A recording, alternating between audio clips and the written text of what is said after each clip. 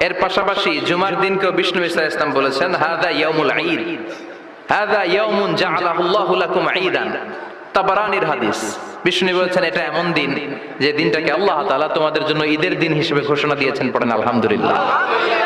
কিন্তু পৃথিবীতে সবচাইতে 365 দিনের মধ্যে শ্রেষ্ঠ দিন কোনটা? জুমা। আরাফার দিন। কোন দিন? কথা বলেন। হজে যারা গিয়েছেন আরাফার দিন দেখেছেন না? ইজহার রেদা পরে আমরা লাব্বাইক আল্লাহুম্মা লাব্বাইক বলি। এটা সারা বছরের মধ্যে শ্রেষ্ঠ দিন। আল আরাফা আল হাজ্জু আরাফা। আরাফাটাই হজ। কেউ যদি আরাফার দিনে থাকতে পারে তার হজ হয়ে গেছে। আলহামদুলিল্লাহ কোন? আলহামদুলিল্লাহ। আর হজে সব করেছে, আরাফা করে নাই, হজ হবে না। কথা বলেন, হজ হবে না। তার মানে বছরের শ্রেষ্ঠ দিন আরাফার দিন। এদিন আল্লাহ এত সংখ্যক বান্দাকে একসাথে ক্ষমার ঘোষণা দেন, বছরের কোন দিন এত মানুষকে ক্ষমা করেন না। আবার